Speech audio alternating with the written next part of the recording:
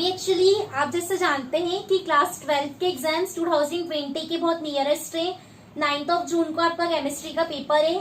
तो फिलहाल हम कुछ दिन क्या करने वाले हैं, एग्जाम के पॉइंट से जो भी इम्पोर्टेंट टॉपिक है, जो बहुत ज्यादा इम्पोर्टेंट टॉपिक है, जिनके आने के पूरे चांसेस रहते हैं, मैं आपको सबसे पहले वो सारे टॉपिक्स कवर करवा देती हूँ। तो एक्चुअली आज मैं काफी इंटरेस्टिंग और एक इम्पोर्टेंट टॉपिक लेकर के आई हूँ। हमारे आज के टॉपिक का नाम है इलेक्ट्रोकेमिकल सेल। तो आज आपको पूरी डिटेल स्टडी करनी है इलेक्ट्रोकेमिकल सेल की। तो फ्रेंड्स देखिए, ये जो टॉपिक है इलेक्ट्रोकेमिकल सेल, ये क्लास 12 का 3rd चैप्टर इलेक्ट्रोकेमिस्ट्री में काफी इंपॉर्टेंट है। यदि हम स्टेट बोर्ड के लेवल की बात करें तो इस चैप्टर में से आपको 5 मार्क का 1 लॉन्ग क्वेश्चन बनता है। और यदि हम बात करें सीबीएसई की, तो सीबीएसई के लिए एक टॉपिक आता है नस्ट इक्वेशन। उस इक्वेशन को समझने से पहले आपको ये टॉपिक एकदम क्लियर होना चाहिए। तो ऐसे करके वाला जो टॉपिक है ये सारे बोर्ड पैटर्न के लिए बहुत ज्यादा इम्पोर्टेंट है। ठीक है, तो फ्रेंड्स सबसे पहले आप ये देखिए कि इलेक्ट्रोकेमिकल सेल होता क्या है। तो मैं आपको इस आंसर को एग्जाम में लिखने के पॉइंट ऑफ व्यू से पूरा एक्सप्लेन करती हूँ। सपोज आपको क्वेश्चन आया एक्सप्लेन इलेक्ट्रोकेमिकल सेल, या फिर आपको क्वेश्चन आता है construct the electrochemical cell with labelled diagram, तो आपको कैसे कैसे उसे डिफाइन करना है। इस आंसर को लॉन्ग क्वेश्चन के अकॉर्डिंग आप 5 पार्ट्स में डिवाइड करेंगे। सबसे फर्स्ट आप आंसर के लिए डेफिनेशन लिखेंगे कि इलेक्ट्रोकेमिकल सेल से आप क्या समझते हैं। सेकेंड नंबर पे फ्रेंड्स आप प्रिंसिपल लिखेंगे कि इलेक्ट्रोकेमिकल सेल किस प्रिंसिपल पे वर्क करता है। थर्ड नंबर पे आप लिखेंगे कंस्ट्रक्शन एंड वर्किंग, आप पूरा सेल का कंस्ट्रक्शन बताएंगे एंड सेल की वर्किंग बताएंगे। फोर्थ नंबर पे आप बताएंगे सेल रिएक्शन, कि सेल रिएक्शन कैसे होती है, कौन कौन से रिएक्शंस इसमें इन्वॉल्व हैं। एंड फिफ्थ नंबर पे आप बताएंगे यहाँ पे सेल रिप्रेजेंटेशन। तो इस तरीके से आपको इलेक्ट्रोकेमिकल सेल को ये 5 पार्ट्स में डिवाइड करके रखना है। ठीक है, तो देखिए सबसे पहले हम पढ़ते हैं हमारे आंसर का first point, which is definition of electrochemical cell. तो इलेक्ट्रोकेमिकल सेल वो सेल होता है जो केमिकल एनर्जी को इलेक्ट्रिकल एनर्जी में कन्वर्ट कर दे। आप यहाँ पे लिख सकते हैं, आप चाहो तो आप इसे या तो as a form of cell use कर सकते हैं, या तो फिर आप इसे डिवाइस के फॉर्मेट में भी लिख सकते हैं। तो आपका डेफिनेशन बनेगी the cell which converts chemical energy into electrical energy is called electrochemical cell, या फिर आप ये भी कह सकते हैं the device which converts chemical energy into electrical energy is known as electrochemical device. अब फ्रेंड्स देखिए, इलेक्ट्रोकेमिकल सेल को हम 1-2 नाम से और जानते हैं, और इलेक्ट्रोकेमिकल सेल को ही हम गैल्वेनिक सेल भी कहते हैं, इसे हम डैनियल सेल भी कहते हैं, एंड इस सेल को हम वोल्टिक सेल के नाम से भी जानते हैं। तो आप इसके 3 नेम याद रखेंगे। ये सेल की डिस्कवरी सबसे फर्स्ट अलेक्जेंडर वोल्टा ने की हुई थी, इसलिए हम इन्हें वोल्टिक सेल भी कह सकते हैं। अब सेकंड नंबर का पॉइंट आता है प्रिंसिपल। डेफिनेशन का पॉइंट क्लियर हो गया, फर्स्ट पॉइंट डेफिनेशन का बनता है। सेकंड नंबर का पॉइंट आता है प्रिंसिपल। तो फ्रेंड्स देखिए, जो आपका इलेक्ट्रोकेमिकल सेल है ये स्पॉन्टेनियस रिडॉक्स रिएक्शन के प्रिंसिपल पे वर्क करता है। स्पॉन्टेनियस रिडॉक्स रिएक्शन वर्ड ध्यान रखेंगे दोस्तों, हम ये बोल रहे हैं कि electrochemical cell spontaneous redox reaction के प्रिंसिपल पे वर्क करता है। रिडॉक्स मतलब ऐसी रिएक्शन जहाँ पे रिडक्शन एंड ऑक्सीडेशन, मतलब इलेक्ट्रॉन की गेनिंग एंड इलेक्ट्रॉन की लूजिंग दोनों साइमल्टेनियसली होती है, वो रिएक्शन का आप रिडॉक्स रिएक्शन कहते हैं। एंड स्पॉन्टेनियस का मतलब होता है कि कैसी डिवाइस जिसके अंदर जो चेंजेस हो रहे हैं वो सेल्फ हो रहे हैं, डिवाइस के थ्रू ही चेंजेस हो रहे हैं, उसे आप बोलोगे स्पॉन्टेनियस। यहाँ पे आपको बाहर से कोई अदर सोर्स अप्लाई नहीं करना है ना। अब ये हो गया इसका प्रिंसिपल। अब देखिए आपका थर्ड पॉइंट, तो थर्ड पॉइंट सबसे ज्यादा इंपॉर्टेंट पॉइंट है। थर्ड नंबर का पॉइंट बनता है कंस्ट्रक्शन एंड वर्किंग। अब देखिए, कंस्ट्रक्शन एंड वर्किंग को पढ़ने से पहले मैं आपको आपके सामने सेल का पूरा डायग्राम कंस्ट्रक्ट करके बता रही हूँ कि आपको सेल का डायग्राम कैसे बनाना है। तो आप सुनिए कि जो इलेक्ट्रोकेमिकल सेल है उसमें 2 बीकर होते हैं जिनमें इलेक्ट्रोलाइट्स के सॉल्यूशन फिल होते हैं। फिर जो इलेक्ट्रोलाइट का सॉल्यूशन आप लोगे उसी आपको वही मेटल का इलेक्ट्रोड उन बीकर्स में डिप करना है। ये जो सेल है टोटल 2 सर्किट से मिलकर के बनता है। एक इसमें हम लेंगे इनर सर्किट, तो इनर सर्किट जो है वो सॉल्ट ब्रिज कहलाएगा हमारा, और एक हम यहाँ पे लेंगे आउटर सर्किट। तो जो आउटर सर्किट रहेगा वो यहाँ पे काम करेगा। ठीक है, अब देखिए इसमें आपको क्या क्या करना है। सबसे फर्स्ट आप 2 बीकर ड्रॉ करेंगे। ये हमने इस तरीके से 2 बीकर ड्रॉ करे। ये दोनों बीकर फ्रेंड्स आप बहुत दूर, बहुत डिस्टेंस में ड्रॉ नहीं करना, ऑलमोस्ट पास पास में ड्रॉ करना। ठीक है, अब इस वाले बीकर में आप एक इलेक्ट्रोड लगा दीजिए, ये वाले बीकर में भी आप एक इलेक्ट्रोड लगाइए। अब आपको क्या करना है, इलेक्ट्रोड को रिप्रेजेंट करने के लिए हम इससे शेड कर देते हैं। यहाँ पे भी हम इलेक्ट्रोड को रिप्रेजेंट करने के लिए इसे शेड कर देते हैं। फिर आप इस वाले बीकर में सॉल्यूशन फिल कर दीजिए, ये वाले बीकर में भी आप सॉल्यूशन फिल कर दीजिए। अब फ्रेंड्स देखिए, ये वाले जो बीकर में हमने सॉल्यूशन भरा हुआ है, ये सॉल्यूशन जिंक सल्फेट का सॉल्यूशन है जिसका कंसंट्रेशन 1 मोलर है। यदि हमने फर्स्ट बीकर में जिंक सल्फेट का सॉल्यूशन लिया है तो हमें जो इलेक्ट्रोड है ये भी जिंक मेटल का इलेक्ट्रोड लेना है। ये हो गया जिंक मेटल का इलेक्ट्रोड। और यहाँ पे जो हमने सॉल्यूशन फिल किया हुआ है कॉपर सल्फेट का सॉल्यूशन है, ये भी 1 मोलर का है, इसका कंसंट्रेशन भी 1 मोलर है। यदि यहाँ पे आप कॉपर सल्फेट का सॉल्यूशन ले रहे हो तो जो इलेक्ट्रोड है वो भी कॉपर मेटल का ही होना चाहिए। अब देन फ्रेंड्स आपको ध्यान ये रखना है कि अभी ये जो दोनों बीकर हैं, दोनों बीकर अलग अलग है। ये दोनों बीकर को एक इंटरनल सर्किट कंबाइन करता है। तो जो इंटरनल सर्किट है बीकर को जोड़ता है, उस इंटरनल सर्किट का नाम है सॉल्ट ब्रिज। यहाँ पे आपको सॉल्ट ब्रिज लगाना है। अब सॉल्ट ब्रिज जो होता है वो इन्वर्टेड यू ट्यूब टाइप के शेप का होता है। इसका जो शेप होता है वो ऑलमोस्ट यू शेप का होता है और ये जो होता है इसे आपको इन्वर्ट करके रखना है। अभी जो सॉल्ट ब्रिज है, सॉल्ट ब्रिज के अंदर भी इलेक्ट्रोलाइट्स भरे हुए हैं, बट यहाँ पे जो आपको इलेक्ट्रोलाइट लेना है, ये इलेक्ट्रोलाइट या तो आप पोटेशियम क्लोराइड ले सकते हैं या तो फिर यहाँ पे आप इलेक्ट्रोलाइट के तौर पे पोटेशियम नाइट्रेट का यूज कर सकते हैं या फिर आप अमोनियम नाइट्रेट भी as an electrolyte salt bridge के अंदर फिल कर सकते हैं। बट आपको ये देखना है कि सॉल्ट ब्रिज के जो ये कॉर्नर्स हैं तो इस कॉर्नर को आपको कवर करके रखना है। अब सॉल्ट ब्रिज के दोनों कॉर्नर्स को आपने मान लो कवर कर दिया है कॉटन प्लग से, और ये जो कॉटन प्लग आपने यहाँ पे लगाया है ये कॉटन प्लग भी कोई ना कोई जेली में डिप होना चाहिए। तो इन कॉटन प्लग्स को आप अगर अगर की जेली में डाल सकते हैं या फिर आप जेलेटिन मिक्सचर का भी यहाँ पे यूज कर सकते हैं। अगर अगर या फिर जेलेटिन में कॉपर प्लग जो है वो डिप होगा और कॉटन प्लग को आपको इन्वर्टेड ट्यूब के लास्ट कॉर्नर पे रखना है।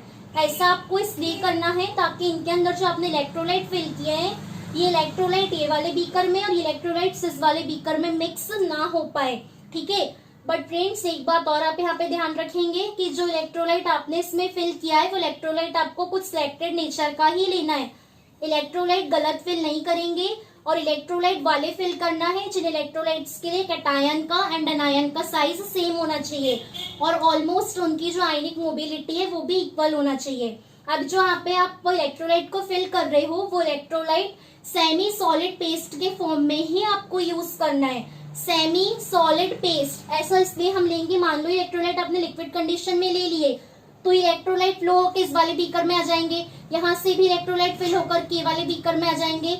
इसलिए आपको जो इलेक्ट्रोलाइट लेना है वो सेमी सॉलिड पेस्ट के फॉर्मेट में ही यूज करना है। ठीक है, अब देन फ्रेंड्स देखिए इसके बाद आपको क्या करना है, ये वाला आप हमेशा याद रखेंगे कि जो इलेक्ट्रोकेमिकल सेल होता है तो इलेक्ट्रोकेमिकल सेल के लिए जो जिंक मेटल होता है वो एनोड की तरह बिहेव करता है। यहाँ पे जिंक मेटल एनोड का काम करेगा और यहाँ पे जो कॉपर मेटल है काम करेगा कैथोड का। इसमें आप गलती नहीं करेंगे। ठीक है, अब देखिए जो एनोड होता है तो एनोड साइड में हमेशा ऑक्सीडेशन होता है हमेशा, एंड जो कैथोड होता है कैथोड साइड में हमेशा ही रिडक्शन की प्रोसेस होती है। अब फ्रेंड्स जनरली आप ये जानते हैं और ये बात सही भी है कि एनोड जो होता है वो पॉजिटिव होता है एंड कैथोड जो होता है वो नेगेटिव होता है। बट प्लीज बी केयरफुल, यहाँ पे आप बहुत ध्यान से देखेंगे और ध्यान रखेंगे कि सिर्फ इलेक्ट्रोकेमिकल सेल के लिए जो एनोड होता है वो नेगेटिव होता है। यहाँ पे आपको एनोड पॉजिटिव नहीं लेना। यदि एग्जाम में आपसे क्वेश्चन आता है तो जो एग्जामिनर होगा चेकिंग करने वाला वो आपके डायग्राम पे सबसे पहले साइन पे फोकस करेगा। तो यहाँ पे जो इलेक्ट्रोकेमिकल सेल्स होते हैं उनके लिए एनोड जो होता है वो नेगेटिव होता है एंड कैथोड जो होता है वो पॉजिटिव होता है। इस बात का आप बहुत ध्यान रखेंगे, कभी भी आप इन सेल में इस बात की गलती नहीं करेंगे, स्पेशली साइन की। मोस्ट ऑफ द स्टूडेंट्स को लगता है कि एनोड पॉजिटिव होता है और वो सही भी है, एनोड पॉजिटिव ही होता है कैथोड नेगेटिव ही होता है, बट इस सेल में हम ऐसा दिख रहे हैं कि एनोड नेगेटिव है कैथोड पॉजिटिव है। इसका रीजन क्या है वो जस्ट अभी मैं आपको आगे बताने वाली हूँ। अब सेल को आपने मतलब नॉर्मली 90% तो कंप्लीट कर दिया। आपको एक चीज और करना है, सेल में आपको आउटर सर्किट को कंप्लीट करना है। ये जो हो गया आपका इंटरनल सर्किट है, इंटरनल सर्किट के तौर पे सॉल्ट ब्रिज जो है वो वर्क करता है। अब हमें सेल को आउटर सर्किट से कनेक्ट करना है, तो आउटर सर्किट के लिए आप क्या करेंगे, आउटर सर्किट को बनाने के लिए आपने वायर लिया हुआ है, इस वायर में आप की लगाएंगे एंड यहाँ पे आप अमीटर लगा देंगे। अमीटर इसलिए लगा रहे हैं क्योंकि करंट के फ्लो होने को अमीटर ही नोट करके रखता है।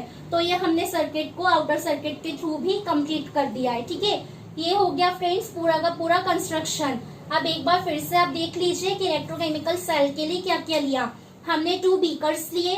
फर्स्ट बीकर में जिंक सल्फेट का सॉल्यूशन है 1 मोलर कंसंट्रेशन के साथ। सेकेंड बीकर में कॉपर सल्फेट का सॉल्यूशन है अगेन 1 मोलर कंसंट्रेशन के साथ। जो जिंक सल्फेट का सॉल्यूशन है उसमें जिंक रॉड डिप्ड है, कॉपर सल्फेट के सॉल्यूशन में कॉपर रॉड डिप्ड है। जिंक रॉड जो है वो एनोड की तरह वर्क करेगा एंड कॉपर रॉड जो है वो कैथोड की तरह वर्क करेगा। एनोड में हमेशा ऑक्सीडेशन की प्रोसेस होगी एंड कैथोड में हमेशा रिडक्शन की प्रोसेस होगी। एनोड जो है वो हमेशा नेगेटिव होगा for an electrochemical cell and cathode जो है वो पॉजिटिव होगा again for an electrochemical cell. ठीक है, अब फ्रेंड्स देखिए इसकी वर्किंग हम स्टार्ट करते हैं।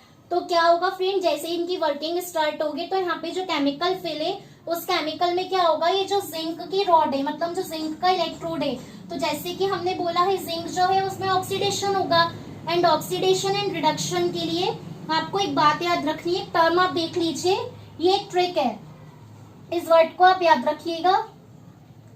यहाँ पे मैंने लिख करके रखा है LEOGER। LEOGER को आप लियोगर पढ़ सकते हैं, इससे हम लियोगर पढ़ेंगे। और फ्रेंड्स इस वर्ड का मतलब होता है लियोगर का, लियोगर एक कोड वर्ड है। लियोगर का मतलब होता है loss of electron is called oxidation and gaining of electron is called reduction. कि ऐसी प्रोसेस जिसमें इलेक्ट्रॉन्स बाहर जाते हैं उसका ऑक्सीडेशन होता है एंड ऐसी प्रोसेस जिनमें इलेक्ट्रॉन्स अंदर आते हैं वहां पे हमेशा रिडक्शन होता है। ठीक है, अब आप देखिए ये जो इलेक्ट्रोकेमिकल सेल है ये 2 हाफ सेल से मिलकर के बना है। यहाँ पे जो फर्स्ट हाफ सेल है जिंक सल्फेट वाला बीकर, यहाँ पे जो फर्स्ट हाफ सेल है वो ऑक्सीडेशन हाफ सेल कहलाएगा एंड जो यहाँ पे सेकेंड हाफ सेल है वो रिडक्शन हाफ सेल कहलाता है।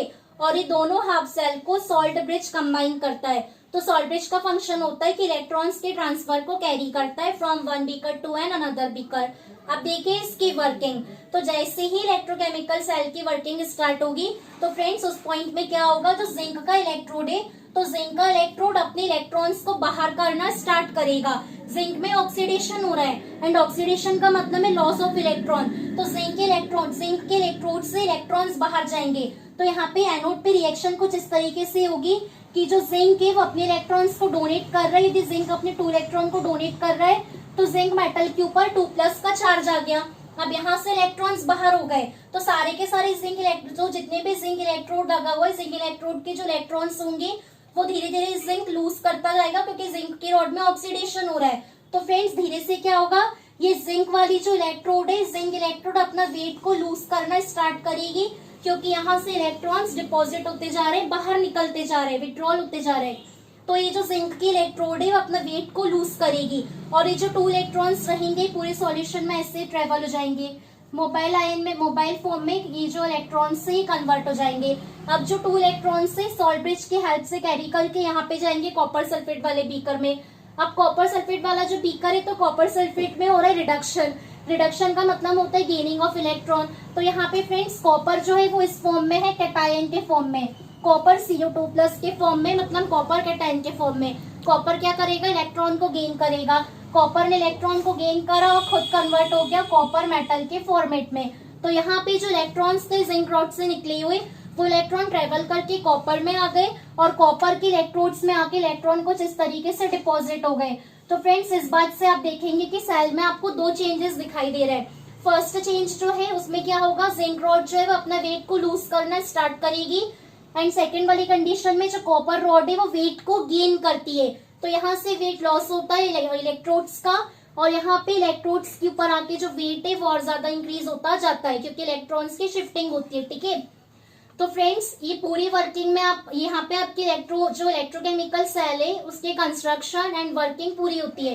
तो ये पूरी वर्किंग में आप ये देखेंगे कि यहाँ से क्या हो रहा है, इलेक्ट्रॉन्स मूव होना स्टार्ट हो रहे हैं। अब यहाँ से इलेक्ट्रॉन मूव हो रहे हैं तो इलेक्ट्रॉन चल रहे हैं कौन से डायरेक्शन में, आप इजीली देख सकते हो कि जो एनोड है, एनोड नेगेटिव चार्ज का था, इस वजह से हमने यहाँ पे एनोड को नेगेटिव लिया है, क्योंकि जिंक जो है वो ऑक्सीडेशन की प्रोसेस में इन्वॉल्व होगा, और ऑक्सीडेशन मतलब लॉस ऑफ इलेक्ट्रॉन।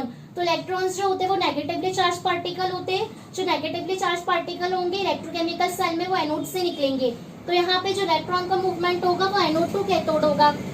अब ये बात सब जानते हैं, यदि इलेक्ट्रॉन्स एनोड टू कैथोड की तरफ मूव करेंगे तो यदि इलेक्ट्रॉन्स आ रहे हैं एनोड टू कैथोड तो करंट फ्लो होगा कैथोड टू एनोड। इलेक्ट्रॉन का डायरेक्शन और करंट का डायरेक्शन जस्ट अपोजिट होता है। तो इलेक्ट्रोकेमिकल सेल में जो इलेक्ट्रॉन्स फ्लो हो रहे हैं वो एनोड टू कैथोड फ्लो हो रहे हैं, एंड जो करंट फ्लो होगा तो करंट फ्लो होगा हमेशा कैथोड टू एनोड की तरफ। ये बात का खास ख्याल रखना, यहाँ से इलेक्ट्रॉन्स मूव हो रहे हैं तो यहाँ से हमेशा करंट फ्लो होगा, है ना, क्योंकि current and direction of electron both are opposite to each other.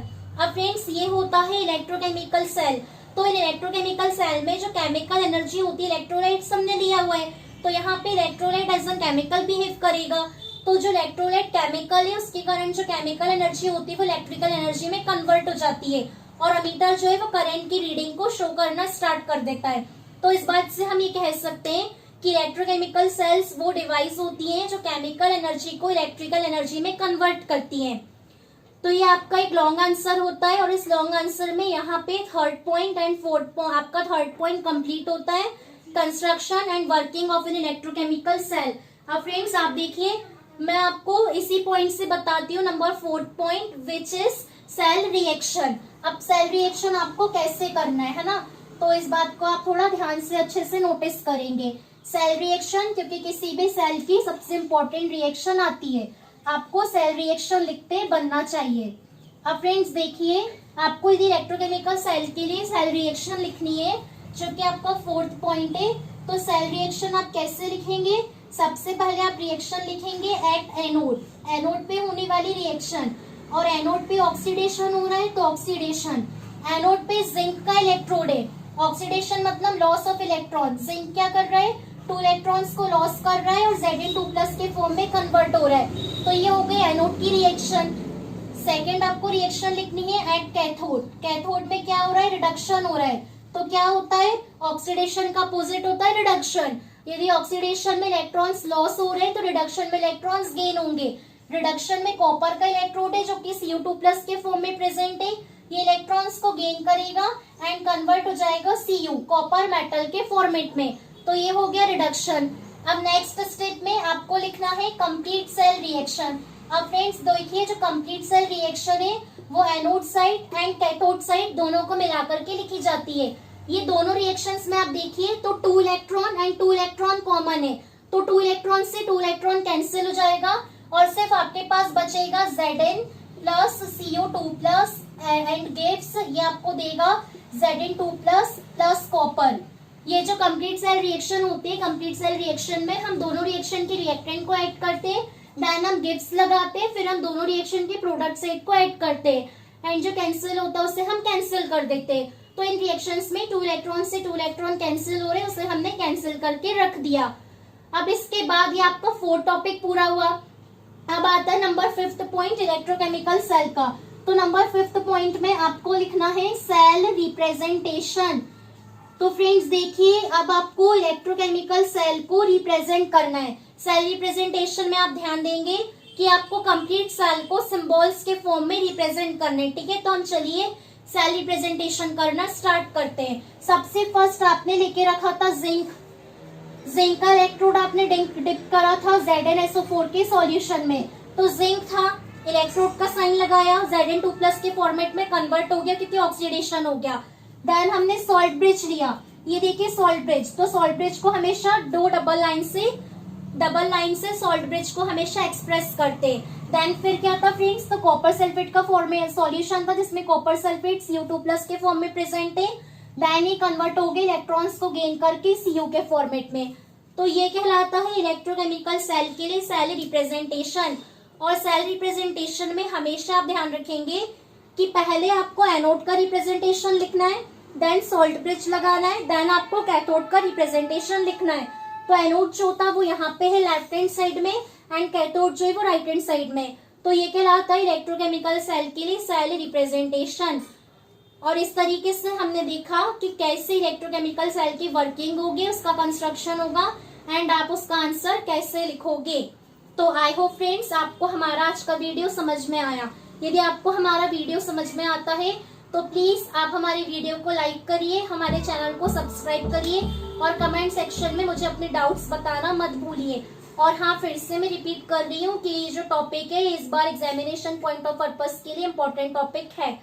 मिलते हैं हमारे नेक्स्ट वीडियो में।